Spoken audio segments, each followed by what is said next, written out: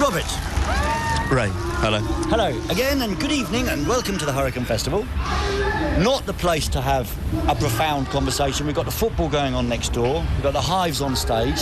So not really the place to have a profound conversation. There have been worse places, though. There have been, yeah. We've made the most of them, yeah, that's true.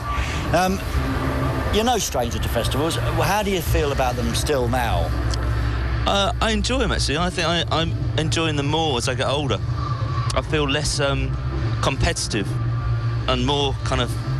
I feel more a sense of camaraderie with the bands that I like on the bill.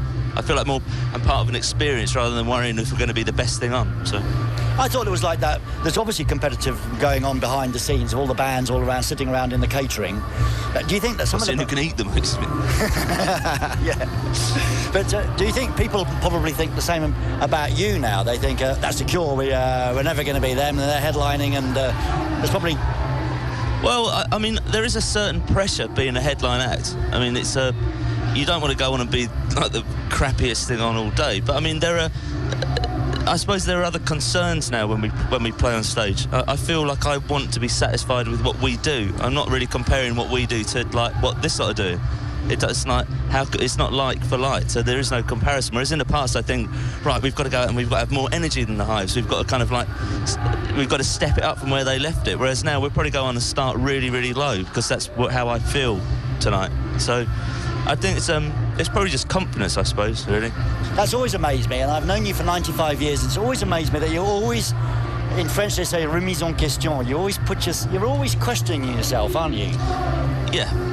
That's amazing, really. Can't you be contented? Well, I'm hoping to find the answers, you see. and we haven't yet. No. The new album has been produced with and by Ross Robinson. But it's a huge thing to be able to give yourself away to somebody else and say, right, here I am, take it.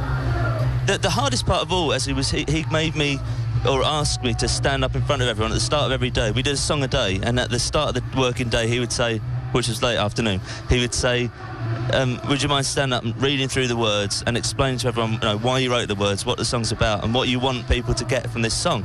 The first time he did that, everyone in the room was like, oh my God. But I got up and I started reading, and it was actually the first one on the record, Lost, which is about losing your sense of self. And the discussion that we had went on for about an hour and a half before anyone played a note. Everyone sort of started to join in. And all he was doing really was getting everyone to think about the same thing.